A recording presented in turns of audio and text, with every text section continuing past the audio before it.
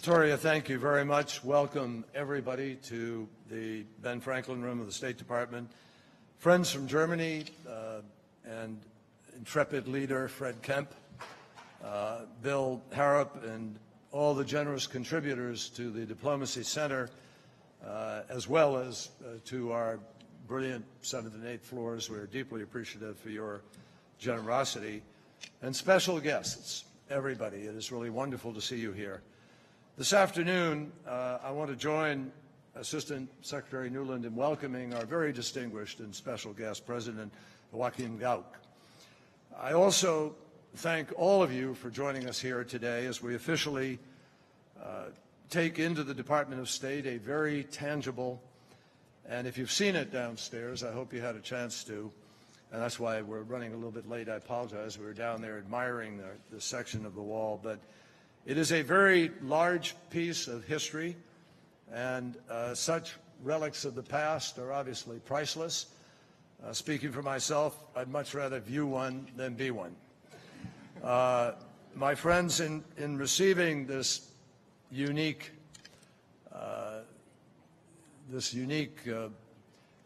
symbol and memorial of the wall itself, the Berlin Wall, we, at the same time, pay tribute to an indelible partnership between two great countries.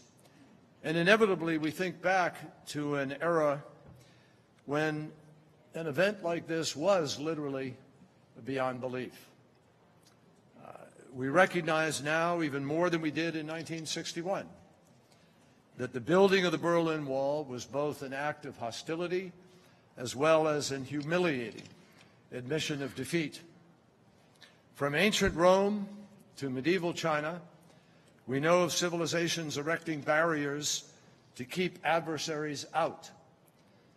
But never before had a government found it so necessary to brick their citizens in. Almost 26 years have now passed since the wall was brought down by courageous people on both sides. Today, pieces of the barrier can be found in every corner of the globe, from Australia and Argentina to Canada and South Korea. And this department is blessed to have a place, the U.S. Diplomacy Center, where we are able to receive and display historic gifts. And I want to join Toria in really thanking personally and with the deepest appreciation all those of you, whether individuals or corporate sponsors, who are supporting the center now with your contributions. And I'm not saying that to encourage you to give more, though obviously that is always welcome.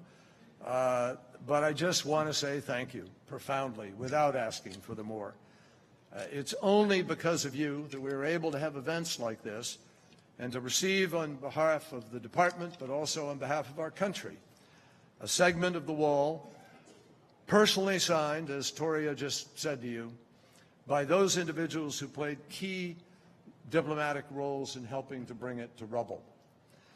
These bold leaders include United States President George H.W. Bush, Soviet Premier Gorbachev, German Chancellors Kohl and Merkel, Polish President Lech Walesa, and former U.S. National Security Advisor Brent Scowcroft. Now, we're particularly pleased that Brent was able to join us here today, and I asked him when he was looking at the wall if it brought back a few shivers, and he said yes, absolutely. I know some of you have heard, and maybe you've heard it too often, about the time that I spent in Berlin, a short time as a young kid. And my father was in the Foreign Service. They were serving as the legal advisor to the High Commissioner of Germany, James Koenen. And I used to, I was about 12 years old, 13 years old, and I loved riding my bike. I did not fall and break my leg back then. And I rode it all along the lakes, around the lakes, up and down the Kurfürstendamm. I remember riding past the Reichstag all burnt out, riding back by the Führer's bunker that had been blown up and the Brandenburg Gate, and all of these great memories of that time. And I was curious, and one day I exercised the privilege of a diplomatic passport, and I rode through the checkpoint into East Berlin. And though still a child, I really could tell immediately, and I found it very foreboding, the difference between the East and the West.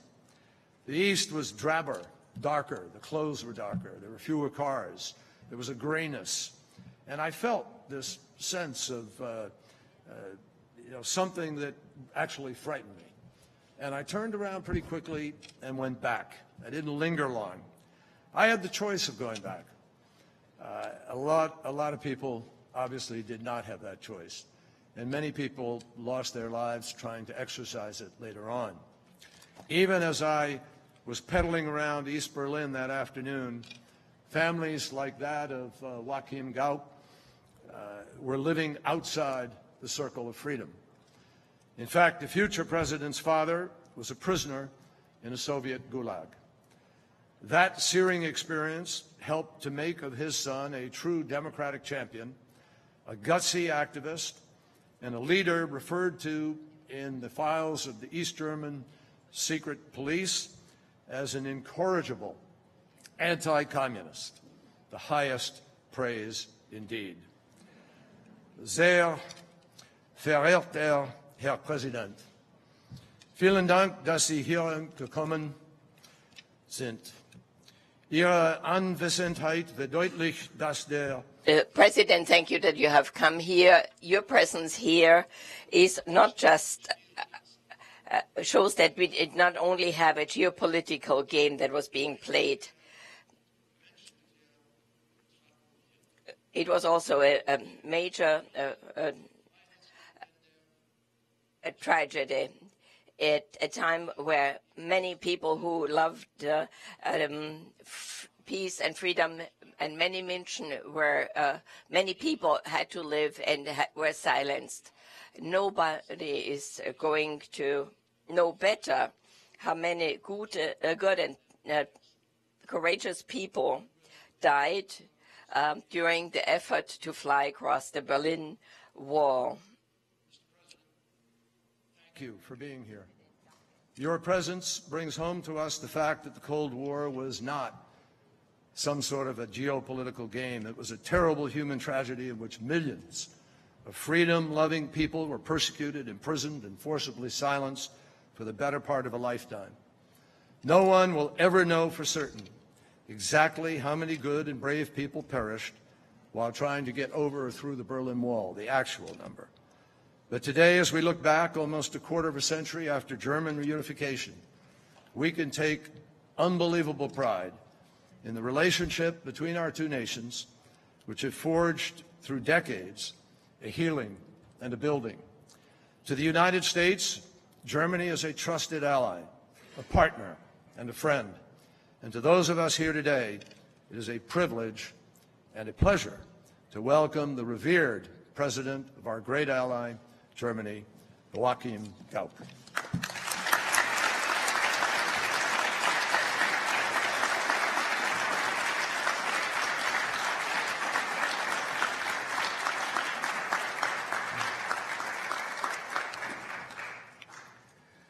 Sehr geehrter Herr Minister. Secretary of State, General Scowcroft, Mr. Kempe, ladies and gentlemen. When I signed my name on this signature segment of the Berlin Wall, that happened to be in 2010 because I was one of the citizens who signed. I didn't hold a high political office at the time, but I was one of those activists who participated in helping the people stand up and fight for their freedom. So when I signed my name on this segment of the Berlin Wall, I couldn't even dream of me being here together with you at this very same segment of the Berlin Wall. And I was amazed to see the names of the various politicians, great names of great personalities, and seeing my name tiny besides them. And I asked myself, oh God, how could this happen? But it is true, it has come true. It is a symbol of the fact that the history of liberty is one that is ever so difficult to predict, very often. And I think this segment of the wall is proof of that. Often the history of liberty is also a history of defeats that one has suffered. Dear Mr. Kerry, Secretary, you shared with us the memories you had and have of your time in Berlin. When I was 13 years old, one of those defeats occurred that I referred to earlier.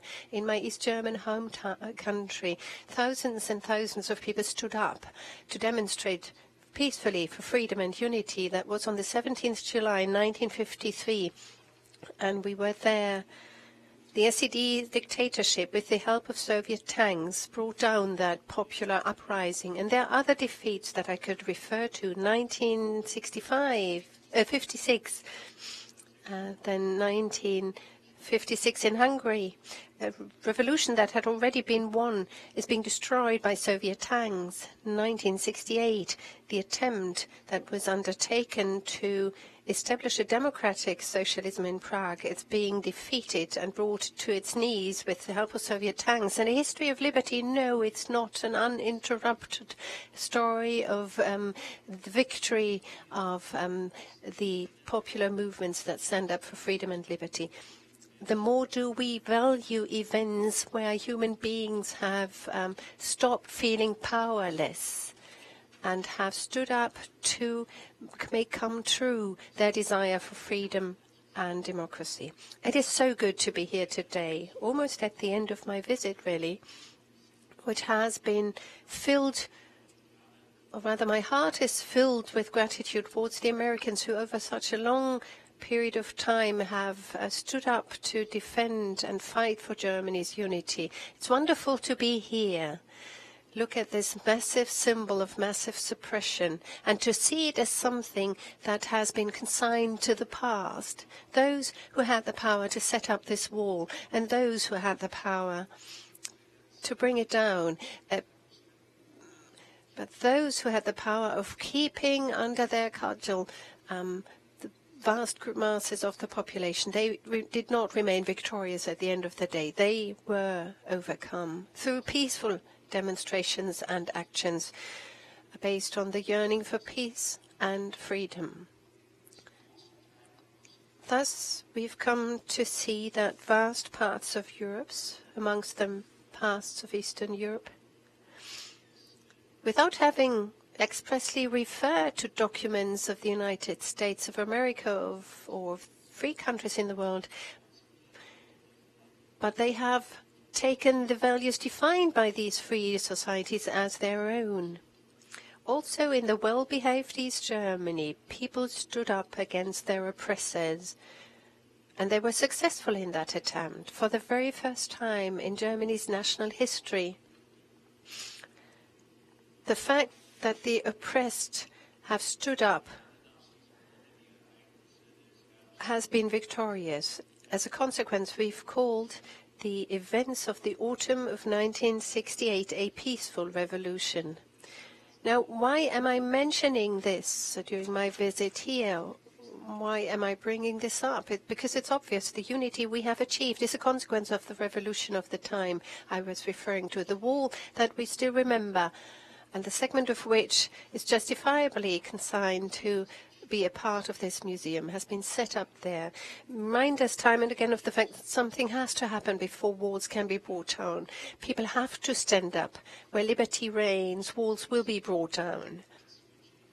And that is my wish, that the people who come here to visit this impressive building embodying American diplomacy will be reminded of the limits of what we can achieve, of the defeats that we sometimes have to suffer and to accept, and of the victories that freedom and people who stood up for freedom have gained. In all those places where people have remembered the Berlin Wall, in all those places, something has been set up to remind us of a very important thing, not to think in small-minded terms of the limitations that restrict our movements, but to share that big belief that we can actually change things. It is we, the people, and we are the people, Wir sind das Volk. That is what people remember to the very day. And this Wir sind das Volk, we are the people, brings to mind another expression that we were reminded of when we paid our visit to Philadelphia yesterday and the day before yesterday. We the people is what we're reminded of when we hear we are the people. Those are the wonderful words with which we're introduced to your constitution. We the people constitutes a message that will be victorious in years and years to come. There is no alternative. People cannot be, at the end of the day, be happy without adhering to the values which we believe to be universal, that is the rule of law and respect for the dignity of man.